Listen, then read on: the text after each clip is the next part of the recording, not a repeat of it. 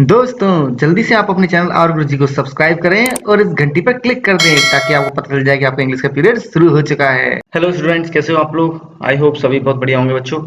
और सुबह हमने जो पोएम पढ़ी थी ना, द हार्प ऑफ इंडिया, उसी का क्रिटिकल एप्रिसिएशन देखते हैं।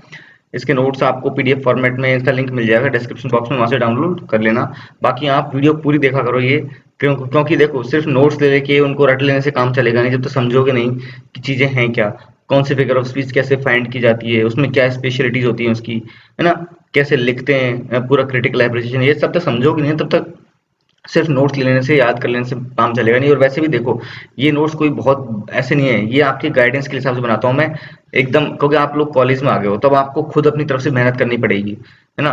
पूरा स्पून फीडिंग में नहीं करूंगा, मतलब कहने का मतलब बोलते हैं ना कि भाई हर चीज कंप्लीटली मैं प्रोवाइड करूँ, मैं आपको गाइड कर रहा हूँ।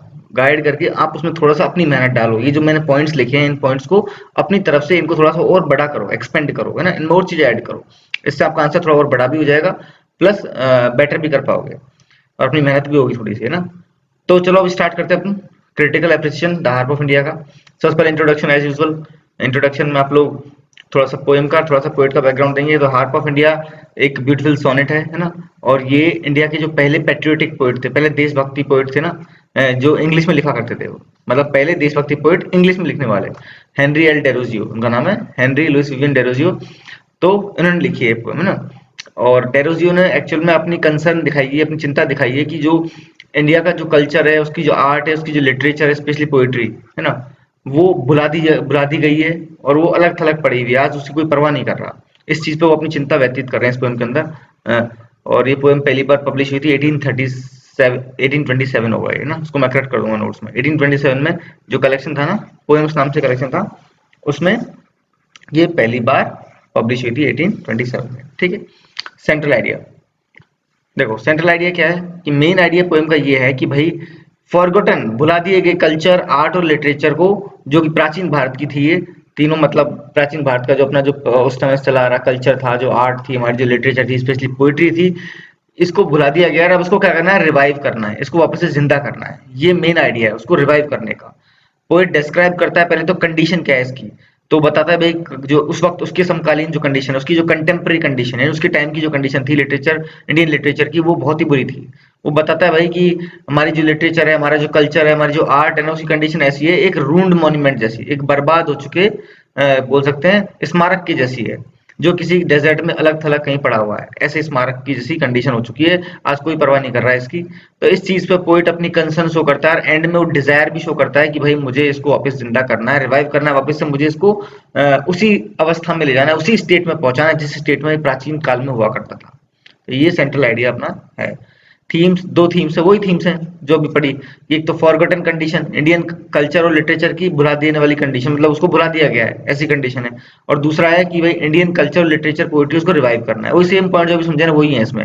पोइट बेसिकली पहले इंडियन कल्चर लिटरेचर की कंडीशन को डिस्क्राइब करता है कि भाई जो विदेशी जो कल्चर है उसको हम फॉलो करने लगे, विदेशी लिटरेचर को पढ़ने लग गए हैं, और हमने अपनी खुद की कल्चर और लिटरेचर को भुला दिया है।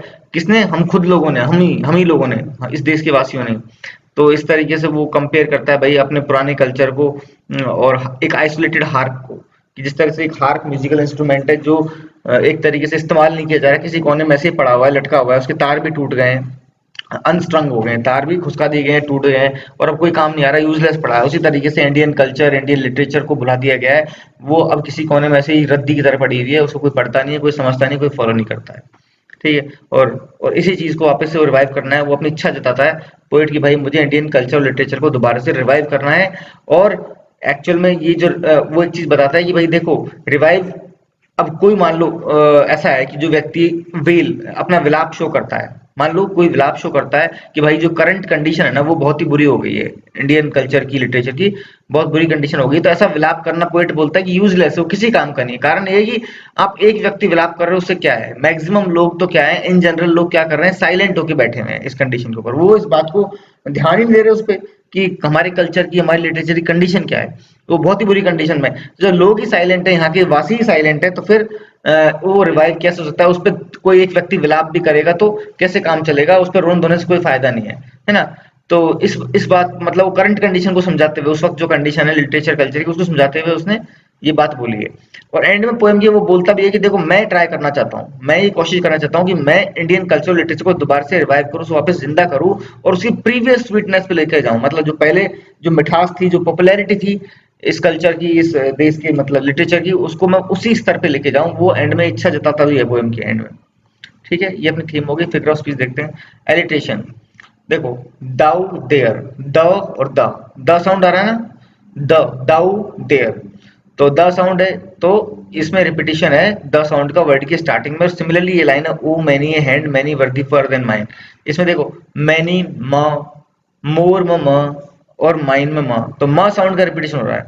इधर तो द का द साउंड का हो रहा है, इधर म साउंड का हो रहा है। द और म दोनों ही क्या है, कॉन्सोनेंट्स हैं। ठीक है, तो कॉन्सोनेंट साउंड का रिपीटिशन हो रहा है वर्ड की स्टार्टिंग में, तो ये है एलिट्रेशन। असोनेंस, असोनेंस में क्या होता है, वोवल साउंड का रिपीटिशन होता है। जैसे स्ट्राइक द स्ट्रेट, पढ़ के देखो, देखने में तो एस है, और एस का वैसे नॉर्मल अपन शाब्दिक अर्थ हिंदी में निकालते हैं, जल्द सीधे से ऐसे जोड़ते हैं हम लोग, है ना। परंतु पढ़ के देखो, स्ट्राइक इस ई, ई साउंड आ रही है पहले, स्ट्राइक स्ट्रेन, है ना। और ई क्या है, ई साउंड एक वोवल साउंड है। क्या है, वोवल साउंड है।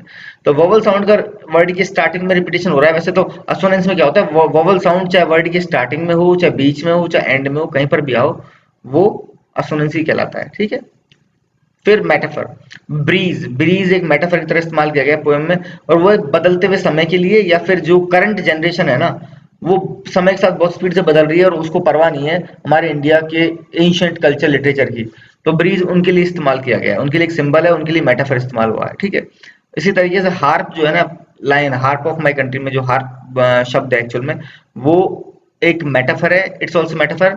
और ये मेटाफर किसके लिए, जिससे पहले भी बता चुका हूं मैं, कल्चर आर्ट लिटरेचर, इनके लिए ये मेटाफर इस्तेमाल हुआ है। मेटाफर में भी कंपैरिजन ही होता है, दो चीजों को कंपेयर कंपेयर किया जाता है, मतलब वो कंपैरिजन करते हैं, परंतु वो कंपैरिजन हिडन होता है, वो छुप जाता है पीछे। सिंबली में तो कंपैरिजन को हम लाइक या एज जैसे शब्दों का इस्तेमाल करके शो कर देते हैं साफ साफ, परंतु मेटाफर में लाइक या एज जैसे शब्द का इस्तेमाल नहीं करते और कंपैरिजन छुप जाता है। जैसे हार्प को उन्होंने कंपेयर किया इंडियन कल्चर से, मान लो ना, तो वो ऐसा नहीं बोल रहे harp is like Indian culture, वो सीधा इंडियन कल्चर को क्या बोल रहे हैं, हार्प बोल रहे हैं, सीधा हार्प ही बोल रहे हैं। तो यहाँ तुलना ही हो रही है, वो हार्प क्यों बोल रहे हैं, क्योंकि एक टूटे हुए हार्प की कंडीशन, जैसा एक टूटा हुआ हार्प होता है वैसा हमारा कल्चर बन चुका है। वो बिल्कुल तो दो चीजों में कंपेयर कर रहा है वो, टूटे हुए हार्प को और इंडियन कल्चर, इनमें तुलना करने की कोशिश कर रहा है। परंतु बेसिकली क्या बोलते हैं, वो कंपैरिजन हिडन है, वो सीधा सीधा शो नहीं कर रहा, हो सीधा उसने इंडियन कल्चर को हाफ बोल दिया, इंडियन कल्चर को भी लिटरेचर को भी। सिर्फ मैं तो एक वर्ड बोल देता हूँ, बाकी मैंने बताया तीनों चीजों के लिए है, कल्चर लिटरेचर, लिटरेचर में पोइट्री के लिए स्पेशली, ठीक है, और आर्ट, तीनों के लिए है। तो वो एक टूटे हुए हार्प को एक तरह से कंपेयर कर रहा है इंडियन कल्चर से, इंडियन लिटरेचर से, इंडियन पोइट्री से, इंडियन आर्ट से। तो ये मेटाफर होता है, मेटाफर में कंपैरिजन होता है, और जो दो चीजों में कंपैरिजन होता है उनमें से किसी एक चीज को सीधा, जैसे मतलब जिस चीज से तुलना की जा रही है, जैसे हार्प से तुलना की जा रही है इंडियन कल्चर की, इंडियन लिटरेचर की, है ना, तो वो सीधा हार्प ही बोल रहा है उसको, है ना। वो ऐसे नहीं दिखा रहा कि Indian culture is like harp, वो सीधा हार्प ही बोल रहा है उसको। ये मेटाफर होता है। और सिमिली देखो, सिमिली में क्या होता है, लाइक या एज शब्दों का इस्तेमाल होता है। ये लाइन देखो, neglected mute and desolate art thou, like ruined monuments on desert plain, कि भाई जो इंडियन कल्चर है वो नेग्लेक्टेड है, नजरअंदाज किया हुआ, चुपचाप शांत एकांत में कहीं मतलब ऐसे वीरान जगह पे पड़ा हुआ है, जैसे कोई रूंड, एक टूटा फूटा जर्जर हालत में जैसे कोई स्मारक पड़ा हुआ होता है ना किसी डेजर्ट में, रेगिस्तान, उस तरीके से। तो इंडियन कल्चर को रेगिस्तान के एक मॉन्यूमेंट से कंपेयर किया गया है, वो भी लाइक जैसे शब्द, लाइक इस्तेमाल कर, लाइक से शो हो रहा है, जब लाइक या एज इस्तेमाल कर लेते हैं ना हम लोग, तो उससे क्या है, कंपेरिजन साफ साफ नजर आ जाता है। तो यहाँ लाइक इस्तेमाल किया गया है, तो ये है सिमिली। ठीक है, सिनगडाकी, सिनगडाकी ऐसा फिगर ऑफ स्पीच है जिसमें बॉडी के किसी एक पार्ट का इस्तेमाल करके पूरी बॉडी को दर्शाया जाता है। जैसे कि पोएम में दो बार हैंड का इस्तेमाल हुआ है ना, दो बार हैंड का इस्तेमाल हुआ है, मैं इसको मिटा देता हूँ। ठीक है, देखो, एक बार तो मैनी अ हैंड बोलता है और एक बार दोज हैंड्स बोलता है। ठीक है, तो ये जो वर्ड है ना, मैनी अ हैंड, की बहुत से ऐसे हाथ रहे हैं जो मुझसे ज्यादा लायक हैं, पोइट, कल मैंने कल भी समझा था ये। तो हाथ का मतलब क्या है, हाथ का मतलब लोग बोल रहा है, पर्सन, ऐसे बहुत से पर्सन रहे हैं, और यहाँ पे वो है पोएट के लिए बोल रहा है स्पेशली, है ना। ऐसे बहुत से पोएट रहे हैं, तो वो हाथ बॉडी का एक हिस्सा होता है, उस हाथ का इस्तेमाल करके उसने पूरे बॉडी को दर्शाया, पूरे पर्सन को दर्शाया है। कि अपन बहुत बार बोलते हैं ना, हाथ काम कर रहे हैं, हाथ काम करने का मतलब क्या है, लोग काम कर रहे हैं, पाँव चल रहे हैं, पाँव चलने का मतलब क्या है, लोग चल रहे हैं, है ना। वही चीज है, बहुत से दिमाग इस काम में लगे हुए हैं, दिमाग लगे हुए हैं, इसका मतलब लोग लगे हुए हैं ठीक है, ये चीज है। तो ये सिनेक्डकी होता है कि आप बॉडी के किसी एक पार्ट का इस्तेमाल करके पूरे बॉडी को या पूरे व्यक्ति को दर्शाएं। ठीक है, ये सिनेक्डकी हो गया। अब पोएम का स्ट्रक्चर क्या है, राइम स्कीम क्या है? देखो स्ट्रक्चर राइम स्कीम कुछ वैसा नहीं है, ये तो सोनेट है 14 लाइन की, ये 14 लाइन की एक सोनेट है, गिन के देख लो वैसे। अच्छा है सोनेट, 4 4 दूनी 8, 4 दिए 12, 13 14, ठीक है। तो ये एक सोनेट है, ठीक। परंतु इसमें कोई स्ट्रक्चर नहीं है कि 4 लाइन का स्टेंजा है या फिर शुरू में 8 लाइन ऑक्टेव है और 6 लाइन सेस्टेट है, जैसा शेक्सपियरियन सोनेट में होता था या मिल्टॉनिक सोनेट में होता था, ऐसा कुछ नहीं है। ये सिंपल एक 14 लाइन की सोनेट है, कोई स्ट्रक्चर नहीं है, ठीक है। सिंपल एक सोनेट है, इसमें कोई ढांचा नहीं प्रॉपर। और राइम स्कीम भी इसकी ऐसी है, देखो जैसे सोनेट्स की होती है नॉर्मली वैसी नहीं है, इसकी अलग है राइम स्कीम से। हम देखें राइम स्कीम के लिए हम वर्ड का, लाइन का आखिरी वर्ड देखते हैं। बो को हम देंगे ए, रिमेन को हम देंगे बी। तुकबंदी, राइम स्कीम मतलब तुकबंदी। बो और रिमेन, क्या इनकी तुकबंदी बैठ रही है? नहीं बैठ रही है, डिफरेंट है। इसको ए देंगे, इसको बी देंगे। नाउ, नाउ और बो, इनको तुकबंदी हम मान सकते हैं, इसको ए देंगे। और रिमेन और वेन, इनकी बैटरी, इसको बी देंगे। तो इसको बी दिया था, इसको बी देंगे, इसको ए दिया था, इसको बी देंगे। जिनकी तुकबंदी बैटरी उनको सेम अल्फाबेट देते हैं, ए बी ए बी। अब चेन, वेन और चेन, इसको बी दिया था, इसको बी देंगे। दाउ, नाउ और दाउ, इसको ए दिया था, इसको बी देंगे। प्लेन, चेन, वेन, इसको बी देंगे। Main, plain, chain, vain, remain, ये सब बी है। गेव, गेव को सी देंगे, कुछ भी मैच नहीं हो रहा ऊपर वाले से ना। एंटवाइन, ये माइन एंटवाइन, ये बी जाएगा वापस से।